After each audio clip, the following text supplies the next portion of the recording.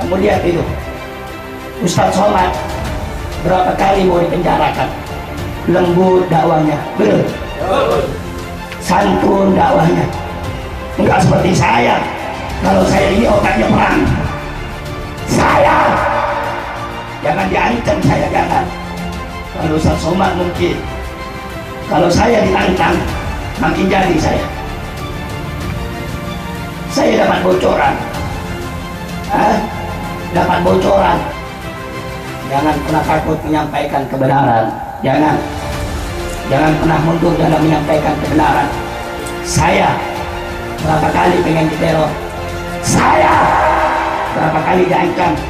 Saya ceramah di mana-mana. Banyak orang-orang yang nyuruh preman bayaran untuk bunuh saya. Banyak aparat-aparat yang pengen ngadang saya.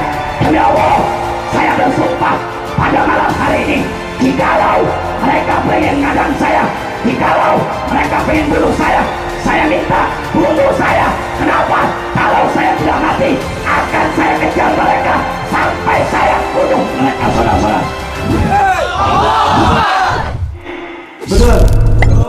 Betul? Ada yang kuat di sini? Tidak ada. Ada yang hebat? Ada yang bisa hidup selama-lamanya? Yang maha hidup siapa? Yang maha kuat siapa? Yang maha bijaksana siapa? Yang ngasih kita kehidupan siapa? Yang maha esa siapa? Yang maha tunggal siapa? Allah. Jangan sombong. Betul? Hal itu diadakan supaya kita ingat mati. Kullu man 'alaiha fan. Semuanya yang ada di atas muka bumi ini pasti mati. Habib, saya masih muda, Habib. Menatur aja dulu, Habib. Habib, saya masih muda. Nongkrong aja dulu. Habib, saya masih muda. Mabuk aja dulu, Habib. Kalau sudah umur 40 baru saya mau tobat. Kalau sudah saya mau mati baru saya mau tobat. Enggak, syarat mati enggak harus muda, enggak harus tua. Betul? Yang muda mati, yang tua mati. Yang sakit mati, yang sehat mati. Apalagi yang muda mati, yang tua apalagi udah bau tanah. Betul? Apa Allah Subhanahu wa ta'ala firmankan dalam Al-Quran? Orang-orang yang lari dari kematian, kematian itu pasti akan datang kepadanya. Jangan lari dari kematian, kematian itu pasti akan datang. Betul? Betul? Nggak ada yang kekal, Pak. Nah, tujuan hall ini dibuat supaya mengingatkan kita beramal sebelum Allah cabut nyawamu. Ikuti orang soleh, ikuti ulama, ikuti habaib, ikuti kiai, ikuti guru, tapi yang lurus. Karena sekarang ini banyak ustadz yang bengkok, banyak ustadz yang ada ustadz merah, tahu ustadz merah? Ada ustadz kuning, ada ustadz hijau, paham maksudnya? Ada ustadznya PDIP, ada ustadznya Golkar, ada ustadznya siapa itu yang brewok itu? Siapa namanya? Surya Paloh. Takut kamu dibela-belain, padahal salah dibela. Al-Habib Abdul Qadir bin Abdullah, Al-Habib Abdullah bin Abdul Qadir bin Faqih Malang pernah berkata, kul bikasbik wala takul bidinik. Hei kamu ustaz, kiai, guru, makan dengan jerih payahmu, kerja maksudnya. Jangan makan jual agama. Datang sama pejabat dibela-bela, oh pejabat itu bagus, harap pejabat itu walaupun gak adil gak apa-apa, dibela-bela, dijual, dalil-dalil jual. Saya dapat kabar di sini hampir pemilihan apa ini? Gubernur.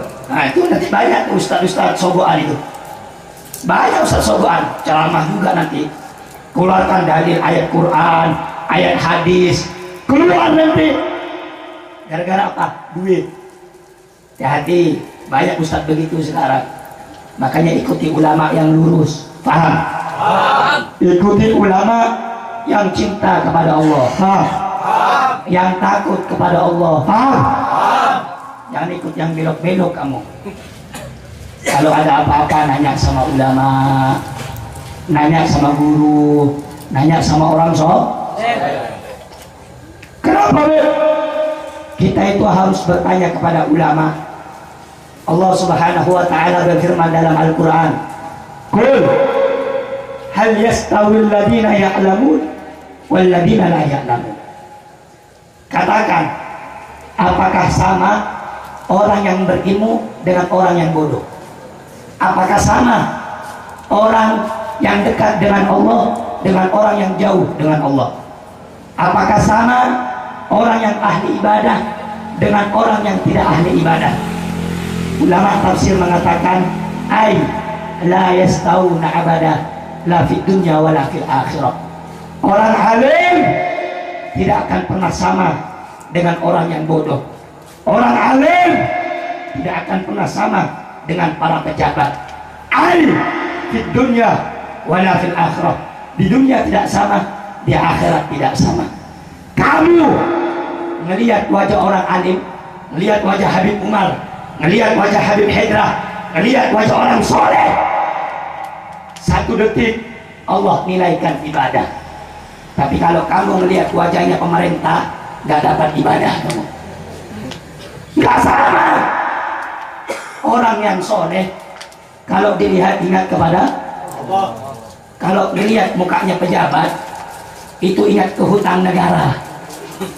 Hutang negara ini 6.000 triliun kalau nggak salah, 6.500 triliun. Makanya kalau melihat muka pemerintah itu bawaannya kesel aja, bikin dosa. Makanya lebih baik lihat mukanya orang Saya tanya kepada yang hadir, ulama dengan pejabat sama nggak? Sama tidak? Orang soleh dengan orang yang tidak soleh sama atau tidak? Sama atau tidak? Ustaz dengan orang bodoh sama atau tidak? Ulama dengan orang bodoh sama atau tidak? Sama atau tidak? Kamu aja mau bilang sama atau tidak, takut kamu. Gak usah takut kamu.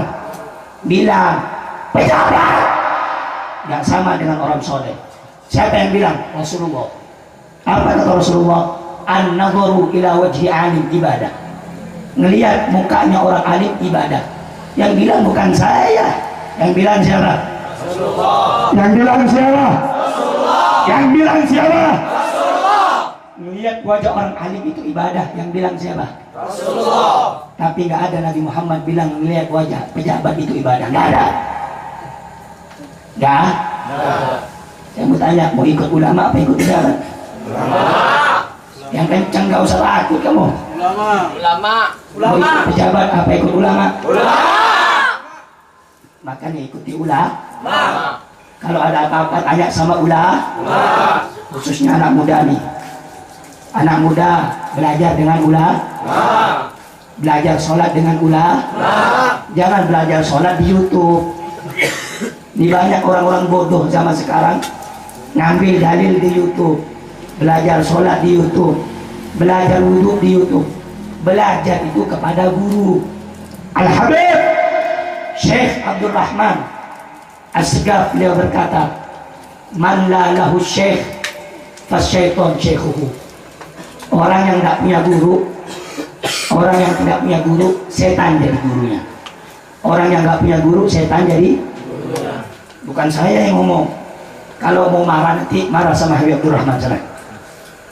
Orang yang nggak punya guru, siapa gurunya? Setan. Siapa gurunya? Setan. Setan. Nanti ngertiin Quran asal-asal. Paham maksudnya? Ngartikan hadis asal-asal, tafsirkan Al-Quran asal-asal. Rasulullah bersabda, man fassara Al-Quran bi ra'yihi falyatabawwa maq'adahu minan nar. Orang yang menafsirkan Al-Quran pakai otaknya tanpa pakai pendapat ulama, ambil tempatnya di neraka. Bukan saya yang ngomong. Siapa yang bilang? Rasulullah. Siapa yang bilang? Rasulullah. Orang yang menafsirkan Al-Quran pakai otaknya bukan ikut pendapat ulama, maka ambil tempatnya di neraka. Yang bilang saya Rasulullah, saya Rasulullah. Makanya ikuti ulama, cintai ulama. Hal ini diadakan supaya kita cinta kepada ulama, menghidupkan ajaran ulama, menghidupkan kisah-kisah teladan hidup mereka. Kenapa diadakan hal? Supaya hati kita semakin mantap untuk ibadah kepada Allah Subhanahu wa ta'ala. Saudara-saudara yang dimuliakan oleh Allah Subhanahu wa ta'ala, ini jam 10:30. Kira-kira lanjut jangan? Lanjut jangan? Udah malam. Lanjut. Capek. Lanjut. Masa hadir di majelis 1 jam 2 jam capek? Orang tua apa tahun baru dari maghrib sampai ketemu subuh kuat dia. Masa kamu kalah sama mereka? Lanjut jangan? Lanjut jangan? Ikuti saudara-saudara. Rasulullah Shallallahu Alaihi Wasallam bersabda, kun aliman, dengarkan baik-baik. Kun aliman, jadilah kamu orang alim. Ini wasiatnya Nabi Muhammad. Jadilah kamu orang alim. Kalau kamu nggak bisa jadi orang alim, ada pilihan yang nomor 2. Kun muta'alliman, jadilah kamu penuntut ilmu. Habib, saya ini udah tua, nggak bisa cari ilmu. Saya nggak bisa jadi orang alim, nggak ada tampang-tampang orang alim saya. Nuntut ilmu juga nggak bisa, udah tua, 40 umur saya. Jangan berputus asa, ada pilihan yang nomor 3.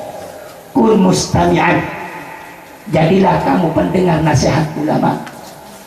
Jadilah kamu pendengar nasihat, untayan mutiara, kata-kata hikmah dari mulut-mulutnya para ulama. Habib, saya nggak bisa, nggak ada waktu, saya sibuk kerja, sibuk ke kantor, nggak sempat telinga saya ini dengar nasihat ulama. Ada pilihan yang terakhir bagi kamu. Ini pilihan terakhir, jangan ditawar-tawar lagi. Apa pilihannya? Kun muhibban, jadi kamu pecinta ulama. Jadi orang alim nggak bisa, jadi penuntut ilmu nggak bisa, jadi pendengar nasihat ulama nggak bisa. Minimal kamu menjadi orang yang cinta kepada ulama. Jangan jadi orang yang nomor 5. Siapa orang yang nomor 5? Pecinta ulama bukan, orang alim bukan, pendengar nasihat ulama bukan, penuntut ilmu ulama bukan, malah menjadi orang yang khianat kepada ulama, membantai ulama, memenjarakan ulama. Ini sebangsa-bangsanya manusia. Yang bilang bukan saya, yang bilang siapa? Jangan jadi pembenci ulama, jangan menjadi pengkhianat ulama, jangan suka menjarakan ulama. Kamu lihat itu, Ustadz Somad berapa kali mau dipenjarakan, lembut dakwanya, betul, santun dakwanya, enggak seperti saya. Kalau saya ini otaknya perang, saya jangan diancam, saya jangan. Kalau Ustadz Somad mungkin, kalau saya ditantang makin jadi saya. Saya dapat bocoran, dapat bocoran. Kalau saya mau datang ke sini, ada 3 polisi datang ke sini. Saya bilang, kalau saya sudah megang mic, saya ceramah, jangan diatur-atur. Kalau nggak pengen saya ceramah, polisinya suruh ceramah. Betul? Saya ini bukan singa sirkus, bukan. Bukan singa sirkus saya. Habib kok benci sama polisi? Enggak, saya nggak benci. Cuman kalau sama ulama pengen ceramah, dihadang-hadang, Ustadz Somad mau ditangkap, itu paling benci sama saya. Saya paling benci sama dia. Kita ini hormat sama polisi, wajib. Betul. Karena dia petugas yang menjaga keamanan negara. Betul. Betul. Tapi kalau dia khianat sama ulama, khianat sama negara, khianat sama habaib, jangan disayang, tendang saja sudah. Enggak, apa yang saya omongkan saya siap tanggung jawab di akhirat. Saya siap tanggung jawab. Mau di penjara saya siap. Jangan. Jadi saudara-saudara, Ustaz Somad itu berapa kali mau ditangkap, difitnah, ditangkap, pengen dipenjarakan. Itu ulama. Hukum di Indonesia ini nggak adil, saudara. Hukum di Indonesia sudah nggak adil. Yang korupsi ada nggak ditangkap? Ada nggak? Nggak ada. Ngomong nggak usah takut kamu. Nggak ada.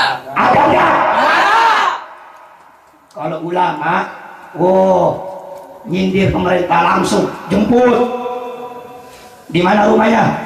Jemput. Orang mana itu? Habib Rehan tuh, Kalimantan Barat. Telepon, Poldanya sana, tangkap. Begitu. Tapi kalau Ade Ermando, Abu Janda, itu nggak bakal ditangkap itu. Betul. Sukmawati, tahu Sukmawati kan? 3 kali menghina agama, menghina Rasulullah. Apa kata Sukmawati? Sukmawati itu yang mulutnya congornya kayak tikus. Dia bilang apa? Siapa yang berjuang, Soekarno apa Nabi Muhammad? Dibandingkan Soekarno dengan Nabi Muhammad, Sukmawati bandingkan bapaknya dengan Nabi Muhammad. Ya, saya berkata Soekarno memang punya jasa, tapi kalau dibandingkan dengan datuknya saya, dibandingkan dengan Rasulullah, dibandingkan dengan pemimpin umat, demi Allah, debu yang menempel di telapak kakinya Nabi lebih mulia daripada 1000 Soekarno, saudara-saudara. Saya mau tanya, debu yang menempel di telapak kakinya Nabi Muhammad dibandingkan Soekarno, mana yang lebih mulia? Mana yang lebih mulia? Saya mau tanya, kamu nanti mati, kamu harap syafaatnya Soekarno atau Nabi Muhammad? Jawab yang kencang. Jawab yang keras. Ada nggak ditangkap dia? Nggak ada. Ada nggak? Nggak ada. Ditangkap nggak? Ditangkap nggak? Yang kedua, dia bilang apa? Suara kidung ibu Indonesia lebih baik daripada suara azan. Gak ditangkap. Kenapa? Karena dia dekat orang-orang pemerintahan, dekat dengan rezim. Terus dia bilang apa lagi? Lebih baik mana? Al-Quran dengan Pancasila. Saya ini bukan bohong, fakta. Kamu buka di YouTube, masih ada sampai sekarang ini. Lebih bagus mana Al-Quran dengan Pancasila? Saya tanya, Pancasila itu buatan manusia apa buatan Allah? Manusia. Pancasila buatan manusia apa buatan Allah? Manusia. Al-Quran bikinan manusia apa bikinan Allah? Allah. Al-Quran itu yang maha suci, Al-Quran itu maha mulia, Al-Quran itu adalah kitab sebagai petunjuk bagi kita untuk mencapai ridha Allah Subhanahu wa Ta'ala. Saya tanya, Pancasila dengan Al-Quran mana yang lebih bagus? Al-Quran. Mana yang lebih bagus? Al-Quran. Mana yang lebih harus kita hormati? Al-Quran. Sampai sekarang saya mau tanya, ada nggak ditangkap Sukmawati? Nggak ada. Ada nggak? Nggak. Saya mau tanya, hukum di Indonesia adil nggak? Nggak. Adil nggak? Nggak. Adil nggak? Nggak. Nggak usah takut kamu. Jangan pernah takut menyampaikan kebenaran. Jangan pernah mundur dalam menyampaikan kebenaran. Saya berapa kali pengen diteror. Saya berapa kali diancam. Saya ceramah di mana-mana. Banyak orang-orang yang nyuruh preman bayaran untuk bunuh saya. Banyak aparat-aparat yang pengen ngadang saya. Demi Allah, saya bersumpah pada malam hari ini, jikalau mereka pengen ngadang saya, jikalau mereka pengen bunuh saya minta bunuh saya. Kenapa? Kalau saya tidak mati, akan saya kejar mereka sampai saya bunuh mereka saudara-saudara. Saya jangan diancam, Habib Rizik jangan diancam saudara, jangan. Kamu lihat Habib Rizik nggak pernah nyuri uang negara, nggak, bukan korupsi. Habib Rizik itu bukan, diusir sampai sekarang sudah 3 tahun nggak boleh pulang ke Indonesia. Habib Rizik ada merugikan negara? Ada. Salahnya Habib Rizik cuma satu. Apa salahnya? Begitu cinta kepada negara. Kamu nggak tahu perjuangan Habib Rizik. Andaikan bukan daripada wasilah, memang semuanya itu pertolongan Allah. Betul. Yang maha kuasa Allah. Betul. Tapi melalui wasilah perantara Habib Rizik. Kalau tidak melalui wasilah perantara Habib Rizik, itu Ahok sudah naik jadi gubernur DKI Jakarta. Jadi Indonesia ini akan dipegang oleh cukong-cukong dan asing-asing saudara. Tetapi kamu lihat, ketika Ahok sudah kalah, ribuan pendukungnya, ribuan Cina-Cina, ribuan Taipan, asing-asing, orang munafik, orang kafir, mereka bersatu untuk menghina Habib Rizik. Mereka bersatu untuk menghapus Habib Rizik. Mereka bersatu untuk membunuh Habib Rizik. Sampai-sampai rumah beliau diseneper, kamar beliau ditembak di sniper, sampai masih ada bekas tembakan peluru tersebut. Beliau tidak bisa disogok. Beliau saking cintanya kepada ini negara Indonesia dan kepada umat Islam, rela dihujat, rela dicaci maki. Tetapi kita selaku umat Islam, saudara-saudara, saya ingatkan, kalau orang-orang kafir mereka bersatu, pendukung-pendukung Ahok mereka bersatu untuk menghina ulama, menghina Islam, menghina kiai, menghina Habib, menghina Habib Rizik, maka kalian orang-orang tunai, orang Islam dimanapun berada harus lebih bersatu untuk membela Islam sampai tetes darah yang terakhir saudara-saudara. Saya mau tanya, orang sini berani gak bela Islam? Berani tidak? Berani tidak? Islam jangan cari ribut. Islam jangan mulai duluan saudara. Habib ceramahnya keras, provokator. Iya, saya provokator, mau apa? Giliran saya ceramah begini di komen.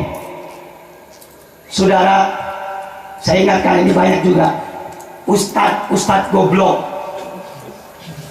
pakai dalil rahmatan lil alamin. Kalau Habib Rizik itu bukan ulama, itu ceramahnya keras, radikal, itu jangan diikuti. Habib Bahar jangan diikuti itu. Saudara, habaib itu bagaikan bilangan. Dengarkan baik-baik, habaib bagaikan bilangan. Saya mau tanya, 5 tambah 5 berapa? 10. Jawab yang keras. 10. 5 tambah 5 berapa? 10. 5 tambah 5 berapa? 10. 6 tambah 4 berapa? 10. 9 tambah 1 berapa? 10. 8 tambah 2 berapa? 10. Hasilnya sama, cara pembagiannya yang berbeda. Ada Habib yang lembut, ada Habib yang tegas. Habib yang lembut, contoh Al-Habib Munzir bin Fuad Al-Musawah. Saya punya guru, lembut, santun, mengajak murid-muridnya, para pecintanya, jamaahnya untuk meneteskan air mata takut kepada Allah, untuk meneteskan air mata rindu kepada Rasulullah. Tapi jangan kau buang, jangan kau lupakan, di Indonesia ada satu sosok, seorang Habib, anak cucu Nabi, tidak bisa disogok. Yang hak disampaikan hak, yang batil disampaikan batil. Anak cucunya jadi tawanan, anak istrinya jadi tumbal. Beliau rela diusir, rela difitnah, rela dicaci maki. Siapa beliau? Tiada lain, imam besar kita, idola kita dalam jihad, Al-Habib Rizik bin Husain bin Syihab. Saudara-saudara, makanya kalau ada yang benci sama Habib Rizik, kalau saya ngelihat langsung orangnya, saya ajak berantem saudara. Jangan kamu lihat muka saya polos, Hello Kitty begini, gak berani berantem. Kalau cuma 3 jangan maju saudara. Jangan. Saya diajarkan dari kecil sudah megang parang saudara. Kami habaib, jangan diancam. Kami Habib, jangan diteror.